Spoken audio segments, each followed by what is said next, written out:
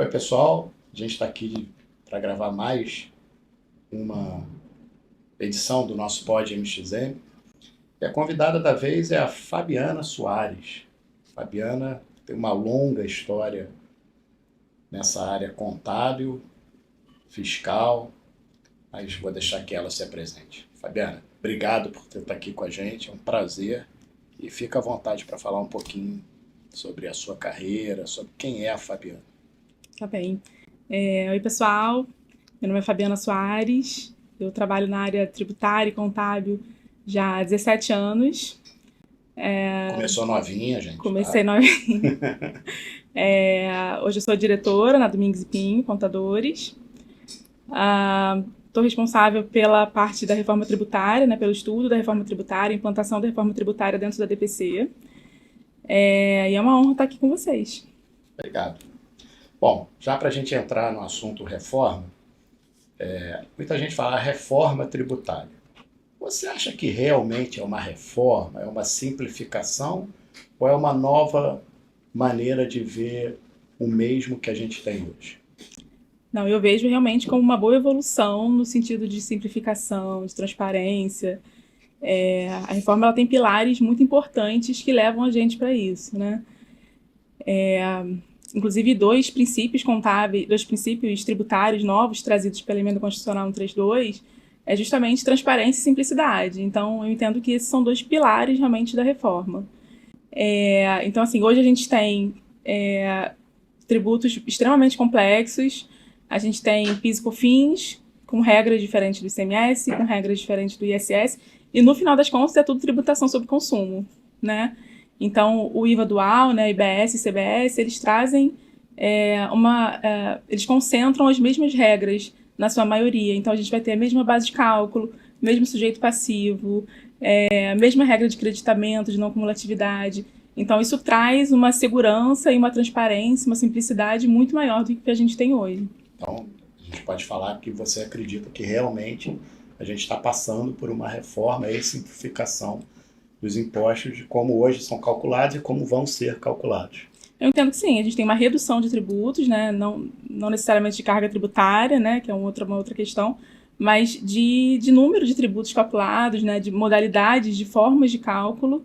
Então, eu vejo sim uma simplificação. Legal. E você acha que tem um risco assim da governança corporativa, ela se perder ou perder eficiência no meio desse processo de adaptação? Vai ser um processo, a gente está falando aí de algo em torno de 7 anos, 8 anos, né? Que é primeiro a gente passa por um processo de transição, né? Que a gente vai conviver com os dois modelos para a gente finalizar essa conversão, digamos assim, em 2032, salvo engano, Isso. embora você seja especialista. Assim, todo processo de transformação, de adaptação, de mudança, ele traz muitas dores, né? Então, seria ingenuidade da nossa parte achar que a reforma tributária seria só louros, só coisas fáceis, Só né? estalar Então, o dedo e pronto, não é. aconteceu. Exato, não é. Então, a gente vai ter um período de transição difícil, desafiador, eu diria. São muitos anos de transição. É uma transição que a gente vai estar convivendo com modalidades de tributos diferentes, né? Os tributos atuais complexos e os tributos novos. Então, vai ser um período bem desafiador, assim. Então, precisa realmente estar muito próximo, estudando, precisa estar realmente acompanhando as atualizações para isso não se perder no caminho. Legal. E falando um pouco de tecnologia, mais precisamente RP, como é que você entende assim que eles podem apoiar nessa adequação a essa nova realidade, passando também pela transição? O RP é fundamental, né? Porque o RP, o sistema contábil, fiscal, ele é fundamental, porque tudo vai partir, no final das contas, da nota fiscal. Você emite a nota fiscal e o fisco vai trazer uma apuração assistida, que é um conceito novo para o contribuinte brasileiro, né?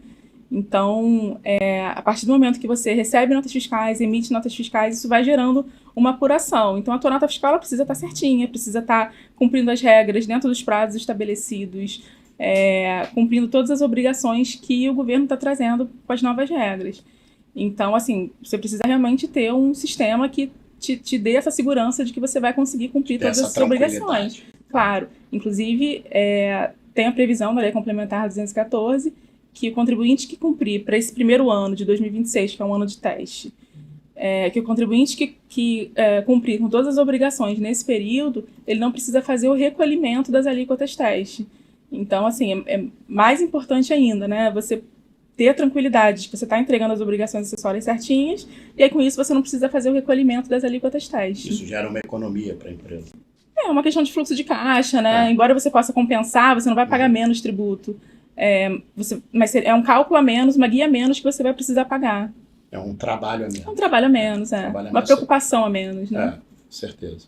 E que papel os auditores e contadores assumem nessa validação de dados perante os órgãos reguladores? Como eu falei, o governo está trazendo esse conceito novo da apuração assistida. Fala um pouquinho sobre essa apuração assistida. Como que vai acontecer? Então, isso aí ainda é muito obscuro para a gente. Só sabe que vai acontecer. A gente sabe que o SERPRO está lá trabalhando com isso, eles já fizeram algumas apresentações, mostraram uma apuração bem simples, assim, mas é tudo com base nas notas fiscais. Então, você emite nota fiscal para o teu cliente, você compra do teu fornecedor, recebe uma nota fiscal, e o próprio fisco vai montando aquela apuração com débitos e créditos. A gente tem a não cumulatividade plena, ampla, então, em tese, tudo que você... se o teu fornecedor pagou o IBS e CBS da operação de venda para você, você tem direito ao crédito, e aí o próprio fisco já vai incluir isso na apuração. Legal. Então, ele vai fazendo essa apuração. E aí cabe ao contribuinte validar. E aí entra o papel do contador, né, dos assessores contábeis da empresa. Precisa fazer uma validação, porque se o teu fornecedor emitir alguma coisa errada, por exemplo, você pode estar perdendo um crédito, pode estar gerando um risco para a empresa. Então, vai ter que ter esse acompanhamento, né, mais ainda no início, que é tudo muito novo, para garantir que está indo tudo certinho. Que no final das contas, o teu recolhimento vai ser aquilo ali. Legal. E o papel, assim, já que você é diretora de uma grande empresa de contabilidade, eu também desempenho contadores, como é que você vê, assim, o papel do escritório de contabilidade nesse cenário de transformação, de reforma, que tanto tem se falado hoje? O contador, ele precisa estar muito junto do cliente, muito próximo do cliente, né? Hoje a gente tem um número de obrigações acessórias absurdo, que a gente ainda não sabe quando eles vão se encerrar, vão se encerrar. Sei bem, porque o número é grande, eu sei bem. Então a gente não sabe muito bem até quando isso vai, né? Se vai aumentar o número de obrigações acessórias por conta da reforma durante o período de transição. Então, se o contador não for muito diligente, não prestar muita atenção no seu papel, ele acaba virando um mero entregador de obrigação acessória, entregador de informação para o fisco, e não é esse o papel que o contador precisa ter hoje em dia. Então, assim, a gente precisa realmente estar muito próximo, precisa mudar o mindset mesmo, de estar próximo do cliente, de querer assessorá-lo, sabe? Então, o papel do contador hoje ele é muito diferente do papel do passado, e nesse período de transição vai ser fundamental. Legal. E muito se fala, né, Fabiana, que o papel do contador, a profissão do contador está acabando, né? A gente ouve falar muito, eu particularmente discordo muito, eu acho que há uma mudança, claramente há uma mudança de performance, de papel do contador, mas as empresas, assim, elas estão buscando mais consultoria estratégica, ao invés de pura e simplesmente conformidade, fazer aquele by the book de entregar, entreguei a guia, tá bom, pronto, acabou? Ou você acha que estão buscando mais consultoria estratégica realmente para o negócio? Cada vez mais o que os clientes buscam, o que o mercado busca, é o contador estratégico mesmo, aquele que vai estar ali do seu lado, acompanhando a tua operação, pensando contigo, estudando contigo. Cada vez mais é isso que o mercado busca, né? Tudo que é braçal, tudo que é automatizável, hoje em dia você tem sistemas para fazer. Sem dúvida. Então, o contador não pode ficar se prendendo a fazer esse tipo de coisa. Então, o mercado... É uma lacuna, né, que o contador tem e deve ocupar cada vez mais. Exato, de consultor mesmo, de parceiro. Eu acho que o grande diferencial é ser parceiro do teu cliente. Legal. E o que diferencia, assim, para você de uma contabilidade tradicional de uma contabilidade que contribui efetivamente com a governança de uma empresa? É muito ligado a essa pergunta anterior, né? Sim. Eu acho que é o contador se colocar no lugar de parceiro do negócio e se aprofundar nas questões, não ficar no superficial, sabe? Se o seu cliente te pergunta alguma coisa, você quer entender a fundo. Por que ele está me perguntando isso? Onde que ele quer chegar com isso? Às vezes o cliente do teu cliente pede um documento e, de repente, a partir dali você consegue entender alguma coisa que está acontecendo naquela relação comercial. Então, assim, eu acho que o contador hoje ele tem um papel mesmo de estar ali dentro da casa do cliente, entendendo o que está acontecendo, é o que a gente busca fazer. Sair um pouco daquele contador, né, que a gente tinha muito no modelo ou no passado, que ficava muito preso à escrituração. Isso. E hoje ele é muito mais um gestor, né? Você vê até profissionais na cadeira de CEO, na cadeira até de CFO, que são contadores. O que antes era inimaginável, né? Antigamente você via muito contador como aquela figura que está ali para classificar, para te ajudar a gerar as obrigações, para fazer aquele trabalho braçal, como você falou. E hoje o contador, ele claramente é uma posição estratégica para a empresa. Os relatórios, hoje em dia, auxiliam muito mais na gestão da empresa do que antes. Quem já trabalhou comigo já me ouviu falar isso alguma vez, que a gente, contador, tem que ter aquela pulguinha atrás da orelha, assim, que é aquela nossa amiga, e quando o cliente fala alguma coisa, a gente... Opa, mas o que será que ele está querendo saber? E aí, em vez de a gente dar a resposta, a gente pergunta e se aprofunda mais na questão, sabe?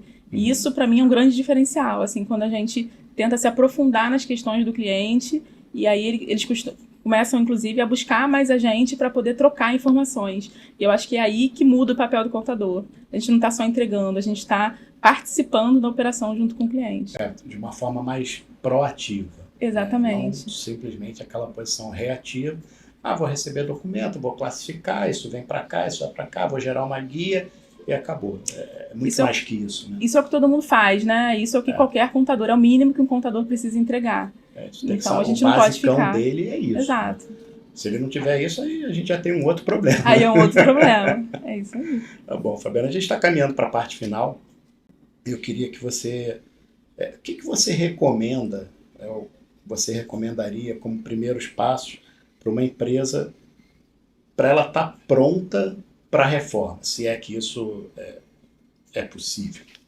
Assim, ainda tem muita coisa para ser regulamentada, para ser decidida, né? Então, ainda tem muitos passos desconhecidos aí para gente. Mas, nesse momento, para a gente começar e começar bem, sem querer puxar a brasa aí para o nosso lado, meu e seu, mas, assim, um bom assessoramento e um bom sistema.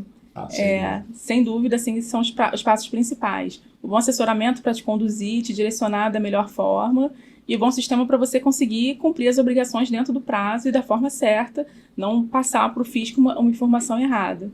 Né? Mas é claro que dentro da empresa também tem outras coisas que precisam ser feitas. É importante envolver as equipes multidisciplinares, envolver comercial, compras, contratos.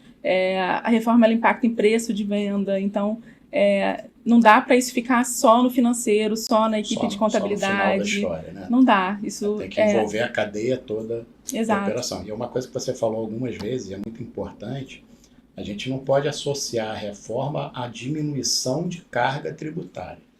São duas coisas completamente diferentes. Né? Uma coisa é a redução, que ao meu ver não vai acontecer, e a reforma ela não se propõe a isso, exceto para alguns segmentos. O que vai haver, sim, é uma simplificação de alguns tributos, e é nesse caminho que a gente tem que estar atento. Hoje eu enxergo uma simplificação. Quando a gente olha alguns tributos lá no início, eles eram muito simples e se tornaram complexos. Eu acho que o pulo do gato aí, para a gente não ter um problema no futuro, é não deixar isso acontecer com os tributos que a gente tem hoje. É claro que algumas concessões já foram feitas, né, para a gente chegar e ter a aprovação da reforma. Isso é um custo político que existe e que não tem muito como evitar. A gente não tem como lutar contra. Não tem como, mas fato é que o que está sendo apresentado hoje é mais simples do que a gente tem até agora. Então, é uma evolução, é uma forma de tributação muito parecida com o que tem lá fora, com o que tem internacionalmente. Então, hoje, para você explicar para um cliente que vem de fora, explicar ICMS, explicar PIS e COFINS, explicar ISS... Diferencial de alíquota. É uma loucura. Então, eu acho que com o IVA dual, é um conceito que ele já tem um pouco mais, por mais que tenha as nossas diferenças, as nossas peculiaridades, já é um conceito um pouco mais conhecido para eles. Então, vai ser um pouco mais fácil, eu entendo, até de explicar isso para um cliente estrangeiro, por exemplo. Legal. Bom, gente, eu conversei com a Fabiana Soares, diretora da Domingues e Pinho Contadores. prazer enorme ter recebido você aqui e só te agradecer por esse bate-papo. Prazer foi meu, foi ótimo. Obrigada. Obrigado.